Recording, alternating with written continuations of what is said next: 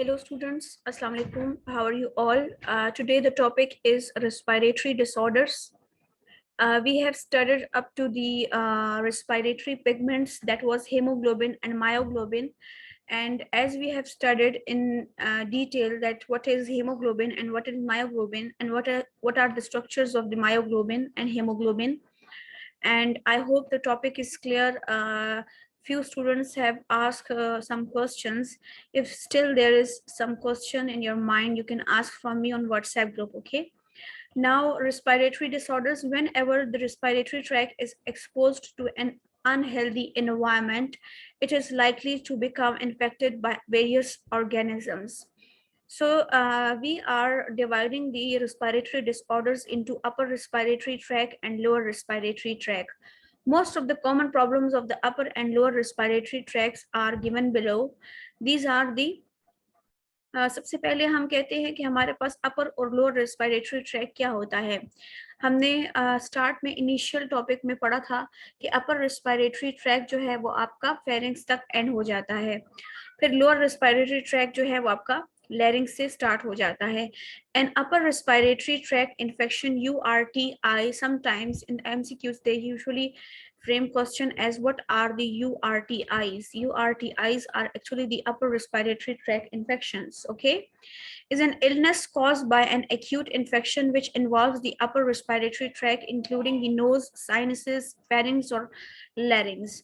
अपर respiratory track में बाज औकात लैरिंग्स का वो वाला पार्ट जो कि हम कहते हैं कि जिसको हम डिवाइड कर देते हैं ओरोफेरिंग्स, नेजोफेरिंग्स एंड लैरिंगोफेरिंग्स में, वो वाला पार्ट एक्चुअली आ जाता है अपर रेस्पिरेटरी ट्रैक में।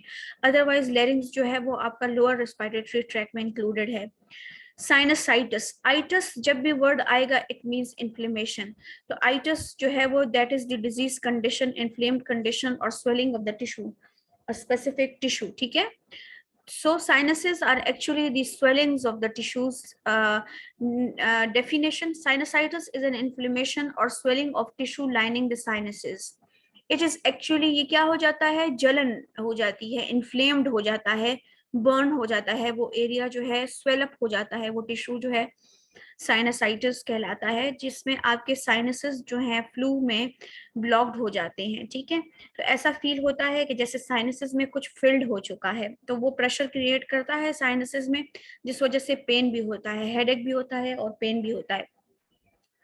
A definition: a cavity within a bone or a tissue, especially on one in the bone of the face or skull connecting with the nasal cavity. As I have told you in the physical class, what is sinuses? Sinuses are actually the holes in the nasal cavities भी कह सकते हैं, और हम कह सकते हैं कि स्कल, बेसिकली ये होल्स होते हैं स्कल में जो कि कनेक्ट करते हैं नेजल कैविटी के साथ। So we have the four major sinuses, that is the frontal sinuses, sphenoid, ethmoid and maxillary. Function: the sinuses are lined with membrane that secrete antibody containing mucus which protect the respiratory passage from the irritant in the air we breathe. So we are saying that कि आपके पास ये जो sinuses हैं इनका basic function ये है कि इनके अंदर कुछ ऐसी एंटीबॉडीज होती हैं जो कि म्यूकस को सिक्रीट करती हैं और हमारे रेस्पिरेटरी ट्रैक को किसी भी केमिकल से, किसी भी पोल्यूटेंट से, किसी भी इरिटेंट से जो है वो क्या कर देती है, बचाती है। ठीक हो गया। तो हम कह रहे थे कि आपके पास जो है फोर मेजर साइनसेस हैं। In this diagram you can see that we have the frontal sinuses. Okay, this is the frontal sinuses, this is the front view, this is the lateral, the side view, and we have the ethmoid sinuses, we have the maxillary sinuses, and we have the sphenoid sinus. Okay, so this is the diagram which is showing the sinuses and sinusitis. In sinusitis these sinuses are filled. Sometimes they are filled because of the viral infection, viral भी हो सकता है। ठीक है, symptoms are fever, nasal obstruction का मतलब blockage, pus like purulent nasal discharge, मतलब आपको ऐसा फील होगा कि जैसे आपकी कैविटीज जो हैं साइनसाइटिस में, कैविटीज जो हैं वो फिल्ड हैं और पस है। ठीक है, loss of sense of smell है, फेशियल पेन और हेडेक है, entering of the nasal fluid into the pharynx भी आपको महसूस होता है बाकायदा। जब आपको फ्लू होता है तो ऐसा लगता है कि आपकी वो जो ओरोफेरिंग्स है उससे वो डिस्चार्ज जो है वो गुजर रहा है। राइनोरिया और rhinorrhoea is the free discharge of thin nasal mucus. ठीक है, राइनाइटिस कहते ही हम नोज से रिलेटेड जो भी इन्फ्लेमेशन होती है उसको राइनाइटिस भी कहते हैं. Treatment of sinusitis. If a bacterial infection is present, antibodies or sulfur drugs are usually prescribed. Anti-allergic and discongestants are also used in the treatment of sinusitis. Actually, discongestants जो होते हैं ना, आपने usually note किया होगा जब flu हो जाता है तो वो एक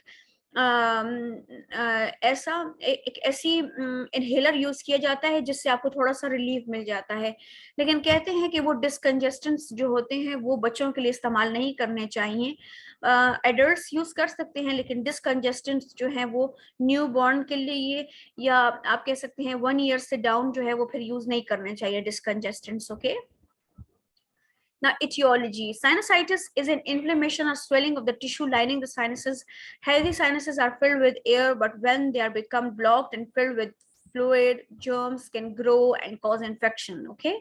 Usually इसमें कुछ भी present नहीं होता, just air filled होती है. लेकिन जब आपको infection हो जाता है तो ये germs से किसी भी fluid से block हो जाती है. ठीक है.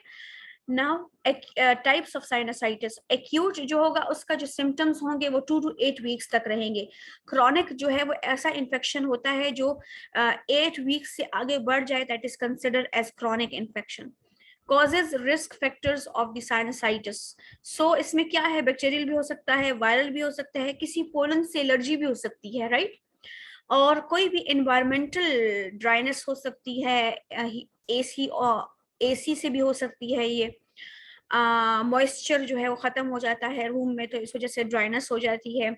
Dry air heating and air conditioning system can also inflame the sinuses. Now you can see in this diagram, these are the frontal sinuses, and we have the sphenoid sinus, and then we have the maxillary, and at the back side we have the ethmoid. Okay. This is the diagram from the frontal view, and मैंने आपको पहले भी दिखा दी diagram side view से भी और front view से भी.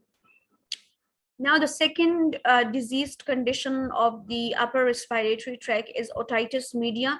Sometimes they ask that कि आपके पास sinusitis upper tract का infection है या lower का. इसी तरह otitis media upper है या lower है, तो आपने क्या कहना होगा, upper. Otitis media is an inflammation of middle ear, right? Usually ये भी frame किया जाता है question का. It is the infection of outer ear, inner ear or middle ear. Eustachian tube. The eustachian tube equalizes the pressure between the middle ear cavity and out mucus to drain out of the middle ear cavity. Right? इसमें आप देख रहे होंगे कि आपके पास ये जो year की डायग्राम है, इसमें एयर कैनाल के बाद आपके पास क्या आ जाती है, इसके बाद एक मेम्ब्रेन आ जाती है, पर्दा जिसे हम कहते हैं एयर ड्रम. फिर उसके बाद आ जाती है ये यूस्टेशियन ट्यूब. तो ये यूस्टेशियन ट्यूब क्या कर रही है, ये प्रेशर को इक्वलाइज कर रही है मिडिल ईयर कैविटी में और आउटसाइड म्यूकस में to drain out of the middle ear cavity. Inflammation of middle ear cause the tubes to close causing the fluid to become trapped. Usually क्या होता है कि ऐसे पेशेंट को फील होता है कि इसका कान किसी चीज से भरा हुआ है. Bacteria travel from back of the nose through the fluid in the Eustachian tube. बाज़ औक़ात ये होता है कि आपको कोई थ्रोट इन्फेक्शन हुआ था और आपने उसके लिए एंटीबायोटिक यूज नहीं की, और जब एंटीबायोटिक यूज नहीं की तो वो जो फ्लू है यूस्टेशियन ट्यूब से ट्रेवल करता हुआ आपके कान में चला गया है, और अब उसने आपके कान में भी बैक्टीरिया जो है वो एक्यूमुलेट हो गए हैं, और आपकी जो कान है या आपका जो ईयर है वो भी इन्फ्लेम्ड हो गया है, right.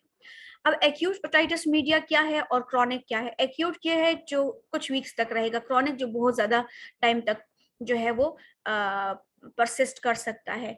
Diagnosis, the doctor use the tool called pneumatic otoscope to look at the eardrum for sign of an ear infection और फ्लूइड बिल्डअप. ठीक है, इसमें ईएनटी के पास यूजुअली जाना पड़ता है, ईएनटी स्पेशलिस्ट के पास. यहाँ आप डायग्राम में देख रहे हैं, ये आपके पास इनर ईयर की डायग्राम दिखाई गई है, ये मेम्ब्रेन्स दिखाई गई, सेमी सर्कुलर किनाल है, वेस्टिब्यूलर नर्व है, फेशियल नर्व है, then we have the auditory nerve, and then we have the incus malleus stapes eardrum and outer ear. तो यहाँ पर हम जो है वो ईयर का अगर डायग्राम देखें तो हमारे पास यहाँ पर ये नॉर्मल है, और यहाँ पर डायलेटेड ब्लड वेसल्स हैं, बल्जिंग ईयर ड्रम है, सूज जाता है, बल्ज हो जाता है. ठीक है. ओटाइटिस मीडिया सिम्टम्स देख लेते हैं. Sudden severe ear ache, deafness, tinnitus. Tinnitus means ऐसा महसूस होता है पेशेंट को कि जैसे कोई बजिंग साउंड हो रही है, जैसे कोई रिंगिंग है, ठीक है। Sense of fullness and irritability, जैसे कान भरा हुआ है। Fluid leaking from the year, nausea, दिल खराब होता है, डिफिकल्टी होती है बोलने में, स्पीच में। Occasionally the eardrum can burst which cause the discharge of pus। हाँ, ये जो आपके पास कंडीशन है ये तब होती है जब इन्फेक्शन बहुत सिवियर हो गया है और आपने एंटीबायोटिक कोई यूज नहीं की और प्रॉपर टाइम पे ट्रीटमेंट नहीं ली। Around 80% of cases of otitis media clear up within 3 or 4 days without treatment. Perforated eardrums also usually heal। बाजुकात ये होता है कि अगर इतना जो है सिवियर नहीं है तो वो ठीक हो जाता है इन्फेक्शन, लेकिन यूजुअली एंटीबायोटिक्स प्रिस्क्राइब की जाती हैं और साथ में पेन किलर्स भी दिए जाते हैं। यहाँ अब आपके पास एक नेक्स्ट स्लाइड पे आ गई है डायग्राम, सॉरी स्लाइड आ गई है टॉपिक की, that is pneumonia which is the lower respiratory tract. और नमोनिया आपको ज्यादातर स्टूडेंट्स को पता होगा कि what is pneumonia, and it is the upper respiratory tract disorder और lower respiratory disorder. So a lower respiratory tract infection can infect the airways, okay, airways such as bronchitis or airways at the end of the airways, यानी air sac at the end of the airways. आपके air sac को भी damage कर सकते हैं, आपकी bronchioles को भी इफेक्ट कर सकता है, ठीक है। ये lower respiratory tract disorder. Now, what is pneumonia? Pneumonia is the lower respiratory tract disorder. Alveoli are filled with pus and a fluid and make breathing painful and limit oxygen intake. Now, definition: pneumonia is a serious disorder of lower respiratory tract which is characterized by inflammation of alveolar wall and the presence of fluid and pus in the alveolar cavity of one or both the lungs. Usually ये होता है कि आपके पास ये जो alveoli हैं ये इसमें म्यूकस नहीं होता, ठीक है। तो यहाँ पर अगर आपके पास किसी भी बैक्टीरियल इन्फेक्शन की वजह से नमोनिया हो गया है और आपके लोअर रेस्पिरेटरी ट्रैक के जो एल्वोलाई हैं वो पस से फिल हो गए हैं, तो आपको ब्रीदिंग में डिफिकल्टी होगी, ऑक्सीजन की इनटेक में डिफिकल्टी होगी। यूजुअली आजकल जो है वो न्यू बॉर्न्स को लगाई जा रही है, नमोनिया की वैक्सीन लगाई जा रही है, ठीक है। तो इट इज बेटर कि आप वैक्सीनेटेड हो जाएं, क्योंकि फिर नमोनिया जो है वो आपके लंग्स को डैमेज करता है और आपकी ऑक्सीजन इनटेक जो है वो इफेक्ट होती है, और फिर ऑक्सीजन की सैचुरेशन भी इफेक्ट होती है। The main types of pneumonia are, bacterial भी हो सकता है, वायरल भी हो सकता है, और माइकोप्लाज्म नमोनिया भी हो सकता है। These are the agents which are responsible for causing the pneumonia, right. और ज्यादातर नमोनिया ऐसे पेशेंट्स जिनकी इम्यूनिटी जो है वो वीक है वो जल्दी से इससे शिकार हो जाते हैं। अब यहाँ पे जो दिया गया है बैक्टीरिया की जो टाइप्स दी हैं: streptococcus pneumonia, haemophilus influenza, legionella pneumophila and streptococcus aureus and mycoplasma. It is important कि आप थोड़ा सा मेमोराइज कर लें तो इट इज बेटर, ठीक है। Now the journal science and symptoms क्या होंगे उस पेशेंट के? माइल्ड नमोनिया होगा, माइल्ड भी हो सकता है, सिवियर भी हो सकता है, डिपेंड करता है आपकी ओवरऑल हेल्थ क्या है, इम्यूनिटी कैसी है आपकी। फ्लू अगर बहुत ज्यादा टाइम तक रह गया है और वो मूव करके आपकी एल्वोलाई को फिल कर दिया है, उसने पस बना दी है, ठीक है। चेस्ट पेन हो सकता है, कफिंग, ब्रीदिंग में डिफिकल्टी हो सकती है, राइट। और ज्यादातर यहाँ पर अगर एज ज्यादा है, 65 है, तो वहां पर फिर थोड़ी सी जो है वो इस चीज की अवेयरनेस होनी चाहिए कि इसके लिए क्या प्रिकॉशनरी मेजर्स लेने चाहिए। कफ विच में प्रोड्यूस फिलगम, फिलगम बलगम टाइप को कहते हैं हम। Fever, sweating, shaking, chills lower than the normal body temperature in adults जिनका इम्यून सिस्टम वीक होता है। Nausea, vomiting, diarrhoea and shortness of breath. Shortness of breath बहुत ज्यादा इंपॉर्टेंट ये साइन है इसका, नमोनिया का। वॉमिटिंग होना, नोजिया, ठीक है। सिम्टम्स क्या होंगे? अब अगर बैक्टीरियल है तो उसके सिम्टम्स क्या होंगे, वायरल है तो उसके सिम्टम्स क्या होंगे, और माइकोप्लाज्मा बैक्टीरिया से है तो उसके सिम्टम्स क्या होंगे, ठीक है। तो अगर तो बैक्टीरिया से है तो वो शेकिंग, चिल्स, मतलब टेम्परेचर डाउन जाएगा तो ऑटोमेटिकली चैटरिंग ऑफ टीथ्स, ठीक है। चैटरिंग ऑफ टीथ्स आपको पता है ना कि टीथ का टकरना एक दूसरे से। और वायरल इन्फेक्शन में आपको वीकनेस फील होगी, हेडेक होगा, फ्लू होगा और ब्रेथलेसनेस होगी। इसी तरह माइकोप्लाज्मा में आपके पास क्या है? वोमिटिंग है, नोजिया है, चिल्स है, कफिंग अटैक्स है, ब्रेथलेसनेस है, ब्लूइश कलर लिप्स। ये आ जाता है कि ये माइकोप्लाज्मिक है, वायरल है या बैक्टीरियल है, तो आप कहेंगे माइकोप्लाज्मिक है, ठीक है। और कॉम्प्लिकेशंस इसकी क्या हैं कि if pneumonia is not treated timely some complications may arise that include pleural effusion fluid around the lungs. ये पूछा जाता है कि what is pleural effusion. Emphysema ये पूछा जाता है, नहीं सॉरी एम्फेसीमा नहीं एम्फीमिया, pus in the pleural cavities, right? Hyponatremia, low blood sodium, and rarely an abscess in the lung. Abscess means zakham in the lung, okay? Now, tuberculosis हम कल से start ले लेंगे इंशाल्लाह। अगर इसमें कोई डिफिकल्टी है तो आप मुझसे पूछ सकते हैं।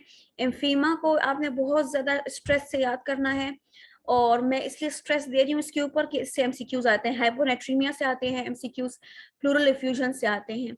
I hope this is clear, and if there is a question you can ask from me, okay. अल्लाह हाफिज।